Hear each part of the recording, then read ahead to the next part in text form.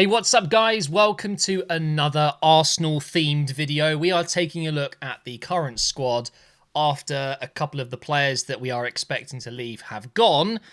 And then I'm going to bring players in, signings that I would like. I'm going to put them all on the pitch, and we're going to do this together. I haven't done this yet this season, so normally I would play around with this first, and then I would do the video and kind of give you guys a bit more of an in-depth thought process for me as a fan that obviously watches Arsenal every single week. What would I do? But we're going to do it together. I think that might be a bit more interesting. It might be a longer video, but obviously I've got some ideas of players that I would like to see join, but there are obviously players that will join that I probably haven't even thought of. There might be some signings that just come out of the blue, and obviously we're all having thoughts of the ideal player that you would like in the team, but it doesn't mean it's going to happen. So, as always with these videos, it's all my opinion, and you're more than entitled to hate my opinion. But if we could keep the comments clean, that would be fantastic. So, let's put the team together. The players that will be here next season, almost guaranteed 100%. So we've got Raya. I'm just going to put him slightly to the left here because obviously we can't just have one goalkeeper. The other goalkeeper that is confirmed for next season, he is going to be in the first team. It is Setford. Obviously won't be a first team player, and he's been on the bench for the majority of the season. Seems like a good young player, a good option, but obviously he's not the backup. Let's be realistic. We're probably going to need to bring another goalkeeper in, but we'll get onto that a little bit later. Then we've got Ben White. He's obviously a main squad player for sure. He's probably not a starter at the moment because of this man right here. So, first one on the chopping block. Tomiyasu. Oh, guys, what do we do with Tomiyasu? Hasn't featured this season. He's been injured the whole season, but it just feels like it's not even an injury at this point. I'm almost questioning if he even exists. Is he even alive anymore? Has something happened? No, I can confirm he is alive, and he's just been injured and unfit. So the way I see it is Tomiyasu was a relatively low-risk investment. He didn't break the bank. I think it was, I can't remember the exact number. It might have been 18 million or something. Obviously, it hasn't quite paid off. But you hear these reports, and Arteta has said it himself, that he really likes Tommy and that he's a proper professional and he elevates people around at the club. And he's liked by everyone. He is a good squad player to have. So here's my thinking. One more season. I think Tomiyasu for one more season wouldn't hurt anyone. I'm just going to tuck him in behind there. We've kind of got three right backs. Obviously, all three of them are versatile. They can play in multiple positions. You know, I always see Ben White as being able to play inside on the right side of the defence. Tomiyasu can obviously play centre-back, left-back. And Timber, I mean, he has played right-back, left-back, centre-back. He's done it all. So he could probably step into midfield. But I think give Tomiyasu one more season. The risk that comes with, though, is that he's going to lose value. Imagine if he only plays 5 games and gets injured again or whatever. We'll see. Next, we have, if I can select him, please. There we go. Gabriel, obviously. Hang on, let me just move the keepers down a little bit so we've got some space. So Gabriel is undoubtedly staying and one of the best centre-backs in the world, as is Saliba. Let's just go ahead and put those two in right away. Kivior's a really tricky one. Obviously, if I could, I'd keep him 100%, but I do have a feeling that there is a high possibility that the end of this season has created an issue. And I think the issue was pretty much already there. He will believe, and I think we can all agree, he's good enough to play for a top side. He's done so well without Gabriel. We haven't really felt the void as much as we probably expected. Of course, it's still a step down in quality and experience, whatever, but I want Kivior to stay, but I just have a feeling he's going to want to move. But for the sake of this video, going into the new season, he stays. He stays for me. The first player that I'm absolutely letting go of is Zinchenko, and I won't go into it too much. You know, I talked about it a lot in previous videos. Zinchenko was a brilliant signing, and I won't have it any other way. It obviously didn't work out over the entire course of his Arsenal career, but the first 18 months to 2 years with Zinchenko, brilliant. Absolutely brilliant. We then got the beautiful Calafiori. He is undoubtedly going to be here next season. Let me just, again, I need to be making space as I go, so apologies if it's a bit messy, this video, but I think you guys get the idea. Calafiori, again, another player that's had a lot of injuries, but undoubtable quality. Can't wait to see more of him next season. Lewis Skelly, of course, he's probably the starter. I mentioned it in my last Arsenal-related video that I would actually start Calafiori. I still believe that should be the case for me. Lewis Skelly has been fantastic, but it is just, 6 months? We've seen him for 6 months. We haven't seen Lewis Skelly have a dip yet, and it might not come. But he's a young player. He doesn't have experience consistently at just the age of 18. I think Calafiori, going into the new season, should start at left-back, personally. People can disagree with that if they want. The way I see it is, it's so close. They're both so brilliant that I don't actually mind either way. It's just I would choose to go with Calafiori. We've then got Partey. And obviously, I should mention Tierney. Gone, of course. Tierney is going to Celtic. Partey, it's an awkward one for obvious reasons. Off the pitch, there are rumours, and I don't like it. It's like having a cloud over the club. But the realistic outcome this summer is that he is going to sign an extension, and that's whether fans like it or not. He's probably going to be here next season. Would I choose to have him for another season? Maybe not. But if we exclude things off the pitch, he is probably our most experienced player in the squad at this point. And he's just had his best season for Arsenal. So I think when you put it like that, I'm not too upset at the thought of having him for another year. Ødegaard hasn't had his best season, but I've said it before, undoubtable quality. I wouldn't choose him to be captain, if I'm honest. I wouldn't, but he is. He's our captain, and he isn't the captain on the pitch. He's the captain off the pitch. You see, he's great in interviews. He's probably fantastic in the changing room and all that stuff, but Rice, Gabriel, they are the true captains. So, obviously, Ødegaard won't be at Arsenal for the rest of his career, and I fully anticipate that if we were to get rid of Ødegaard in the next few years, Rice would instantly become captain, or Gabriel, Are there any other characters that maybe would be ahead? I think if Jesus was staying and he was like a proper first-team player for us, he would absolutely be up there as well. But I should say Ødegaard, for me, is still a starter. He's still absolutely one of our best players on his day, so just back him. He'll come back to good form. It's almost a guarantee.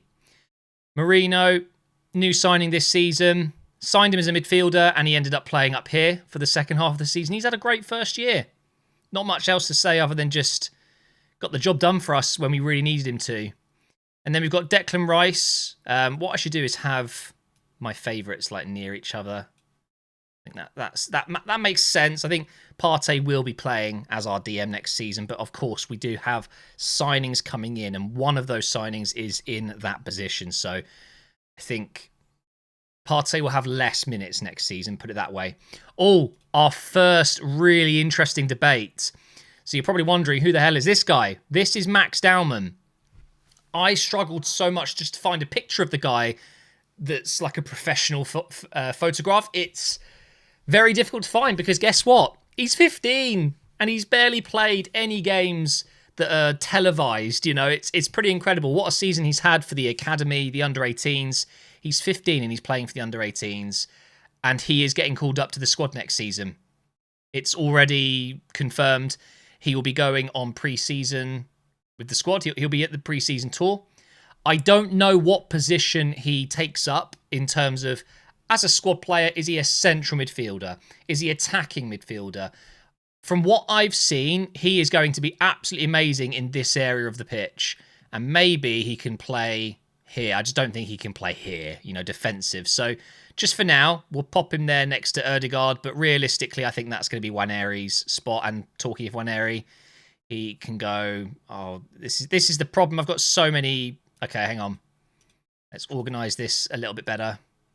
Maybe it's more like this. Actually, hang on. It's probably more like this. It's such a mess. But I love this video. I love doing this every year, so hopefully you guys don't mind that it is a little bit messy. We don't need to talk about Saka too much. I think it's quite obvious. He is star boy. Trossard, I think there are rumours that he could potentially be getting offers from Saudi, but there are also rumours that he's going to get a new deal. I'd keep him, at least for another season. I don't see a reason to let him go. And obviously we've got Martinelli. He has been one of the most frustrating players to watch for Arsenal over the last few years. Had a great season not too long ago, but since then I haven't seen much improvement, if I'm honest. So that does worry me a little bit, just a little bit. But this is a position that we're looking into this summer. We'll talk about that in a moment.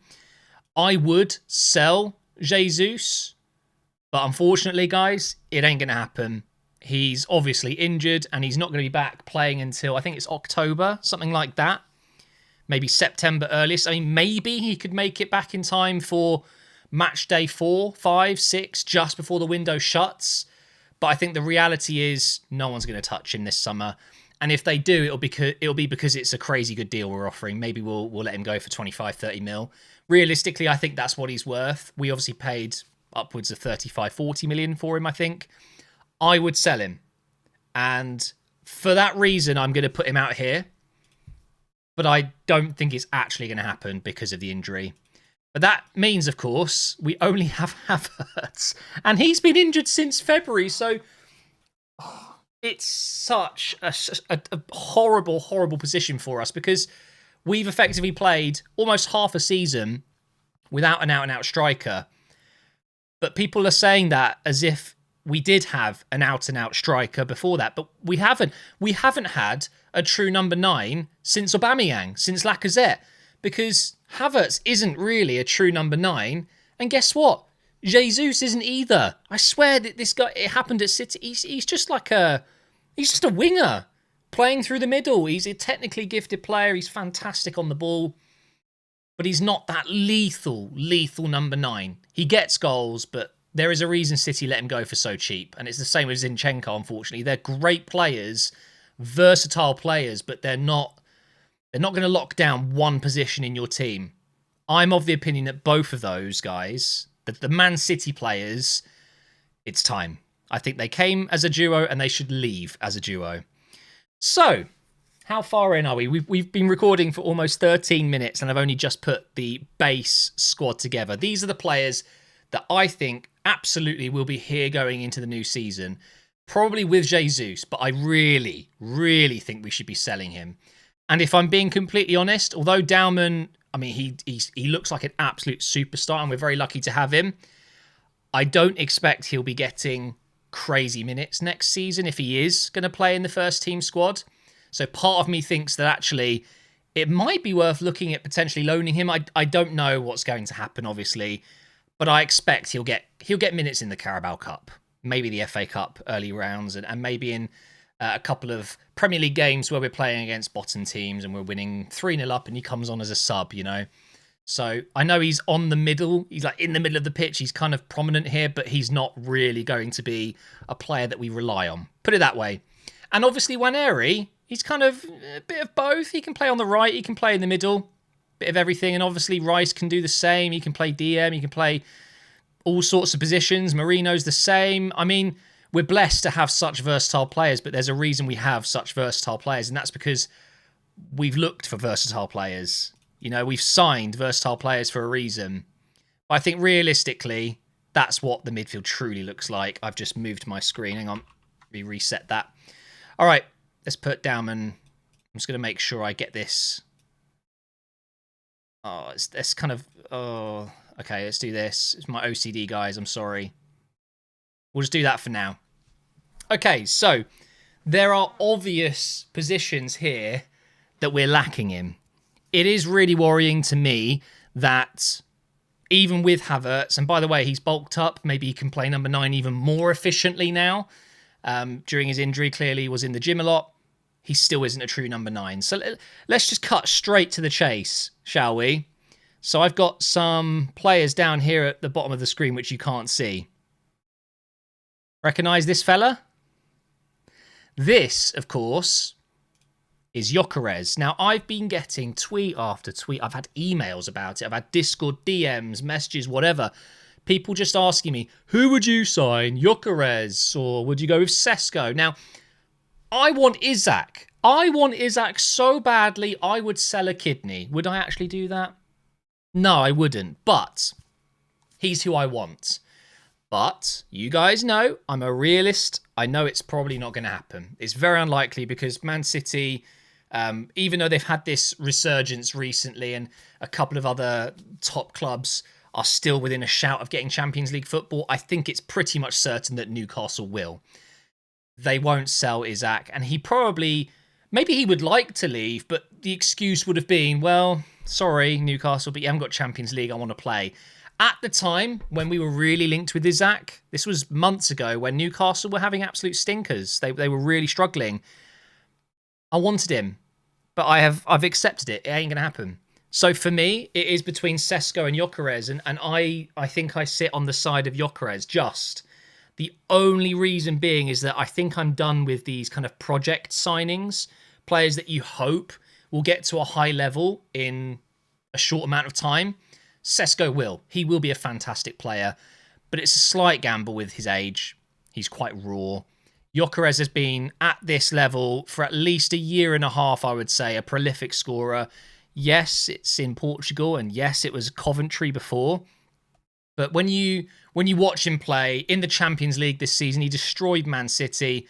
I think he's the safer bet, and he's the cheapest option as well, which is very Arsenal.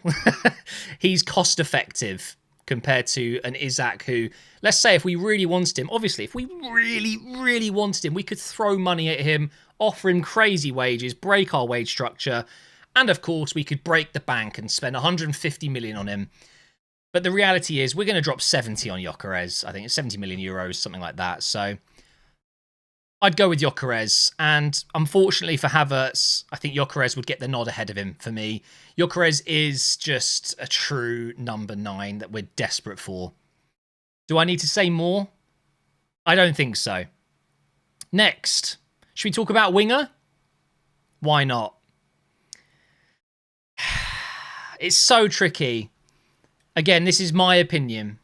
We're linked with Nico Williams. We're linked with Bino Gittins. We're linked with so many wingers. And Rodrigo has come out in the last few weeks as a rumour, unhappy at Madrid, wants to be one of the superstars in the squad. And of course, at Madrid, it's so difficult to do that. You've got Mbappe, you've got Bellingham, you've got Vinny, you've got Valverde, you've got all these great players in every position. This, to me, makes quite a lot of sense. So you're probably looking at the squad here and thinking, well, Rodrigo, yes, he does play as a right winger for Real Madrid, but realistically, he's probably better over on the left. And this is where I think this is a very good signing. Rodrigo can play on the right side, but of course, he would be second fiddle to Saka. Saka's not being dropped. No matter who we sign, Saka starts. So we are going to be looking for a left winger. And that's where I think this signing really does make sense, because he can play across both sides. Arguably, Rodrigo would be the most complete winger at the club because he's so good on both sides. For me, he would be a left winger starter. And then, okay, Saka gets injured. You could put Rodrigo on the right and then have Trossard or Martinelli on the left. He just gives us options. He would be expensive. I think the rumours are it's about 80 million. His wages would be quite high, but I don't anticipate it being a problem per se.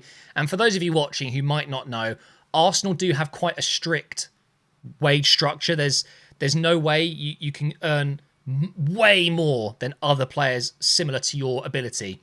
So if you're one of the top players in your position, you'll be on one of the highest wages, and it'll be relatively similar. Other clubs will just give you what they want to give you, what they think you're worth, you know. So a lot of players would be instantly ruled out as Arsenal signings because they'd want 500 grand a week. It's just a no. Rodrigo, I anticipate he's probably on like 150, 200 a week at Real Madrid. Easily affordable for Arsenal, and maybe we'd give him 250. I don't know. But I do feel like it could be a really, really good signing. And then you're looking at roughly 150, 160 million to bring in Gyökeres and Rodrigo, 2 starters. Moving on. The next player is, of course, a midfielder, and that is Zubimendi. Whilst I love the meme, the Zubi Dooby Doo, you know, Liverpool fans were singing it last summer when they thought they were getting him. He has chosen Arsenal. Liverpool wanted him again this summer. Guess what? He's coming to Arsenal. It's a done deal. Supposedly he's joining. 60 million euro release clause will be paid, making him an Arsenal player before Liverpool can even sniff. It's a great, great signing. I really like Zubimendi, a defensive midfielder. There's nothing about him that screams super attacking. He can do those long balls. He can do the through balls, the diags. He can pass it backwards very, very well and sideways. But he's just going to shore up our midfield. And I anticipate it's going to be Zubimendi, Ødegaard, Rice. That's going to be the midfield trio. And I like it. And by the way, just for the sake of this video, we'll put him over there. So it's a bit more organised. So that leaves, of course, another signing, a fourth signing. But you'll notice here, and I've done this before, it's a blank face. I don't know who this could be, but I don't think Setford is going to be our number 2 next season. I'm sure he'll be in the squads, the matchday squads. But I think Raya's he's going to be our number 1, and then I think we'll bring in a second goalkeeper. I don't know who it's going to be, and the reason I've put a blank face is because, to be honest with you, I don't think it matters too much. We're linked with Joan Garcia, but he's going to be getting a move to a team that will start him, I think. He's had a very good season. I know we were linked with him last summer. It could be that we loan a goalkeeper in again. I don't really know. And I don't think it matters, if I'm honest. I think potentially it could be one of those out-of-the-blue signings, if I'm honest. Now, obviously, we have another gap, and that is here. Do we need a centre-back? Probably. But it's not an absolute priority because Ben White could step in there. Tomiyasu could step in there. Saliba, obviously, he got that big injury. It ruined our season last time out, but he's pretty consistently fit. So I don't think it's a major issue. And, you know, worst case, you can move Kivior in there. You could move Calafiori into defence and move... We have so many options. You know, we have such a versatile defence. It's funny, we've pretty much seen every single defender in a different position this season, other than most of the centre-backs, like Gabriel and Saliba. They're always centre-backs. But I think it's potentially a position we should look into. But again, I can't pick out one single name. The club, I have full faith in to just go out and find someone. But when it comes to the 3 main positions, the way I see it is this summer, 3 signings, 3 big signings. Striker, winger, midfielder. For me, Gyökeres, Rodrigo, Zubimendi. And that's it. I think that's it. I like this squad. And I think Pep said it recently. You don't want 23, 24, 25, 26 good first team options because it's just too much. Sure, numbers are great to have, but you risk upsetting players, the relationship the players have with each other. You might think you're mental. Like, you need lots of options for injury, suspensions and stuff like that. But I think Pep has said it best. You can rely on academy players to come in and do a job for you. We wouldn't have seen Lewis Skelly. We wouldn't have seen Waneri. And I'm not saying it's the perfect solution, but I do agree with Pep. This, if you take out Dauman, I wouldn't rely on him being a starting squad player next season, but take him out and you're looking at minimum 2 solid options for each position on the pitch. I think that's all you need. And then you just sprinkle in a couple of players that can cover multiple positions. So a Tomiyasu, you know, or a Dauman. He could probably play centre mid, attacking mid. There's so many options. And I just don't think we need to blow the budget on these kind of squad players. I think this summer needs to be a big focus on those 3 roles. The 3 roles I already mentioned. Striker, winger, midfielder. Seems like midfielder's done. Seems like it will be Gyökeres. If not, it'll be Sesko. I'm happy with either to some extent. I would just choose Gyökeres. But lastly, before we end, and this is 25 minutes long now, obviously a big game tonight, Man United, Tottenham. If Manchester United win tonight, which I hope they do, You're not a real Arsenal fan if you want Tottenham to win tonight, just saying. You're entitled to that opinion, but it is wrong. You can't ever... No. But the rumours are that Gyökeres is waiting. He wants to see if United get the Champions League qualification via winning the Europa League. That's a bit worrying to me. I know United are still one of the biggest, if not the biggest clubs in England and one of the biggest in the world for sure. And they can offer him more money. I get that. And at the end of the day, it's a release clause. It doesn't matter to him who pays it. It's who's going to change his life the most and who's going to help him in his career the most. For me, that choice is very, very obvious. He should be joining Arsenal. We're a much more exciting prospect and project as well. We're on the cusp of winning almost everything. We could genuinely win 2-3 titles next summer. He could be celebrating a treble. Who knows? It's unlikely, but it's not impossible. Whereas that's impossible with United.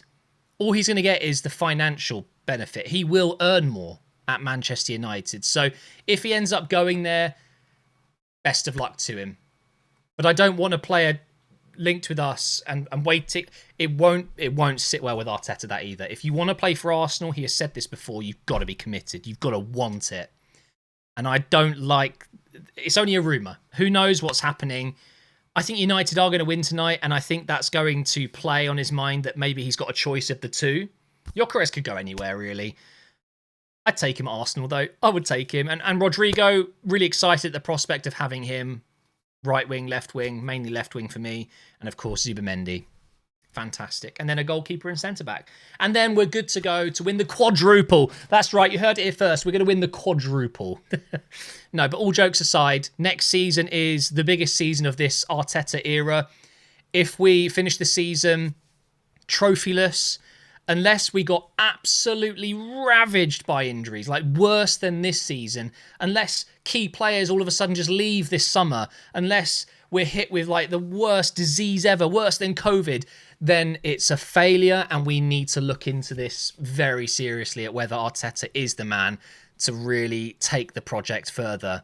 It might be we've peaked under Arteta, and I really hope not because I love the guy. But I'm talking too much. I don't want to keep you for much longer. I just want to say a massive thank you for all of the support on the Arsenal content this season. Of course, we're going into our final game at the weekend. I'll be doing a watch-along live. And then this summer, I'll be covering all the transfers and doing videos just like this for a bit of fun. So make sure you subscribe, and I'll see you next time.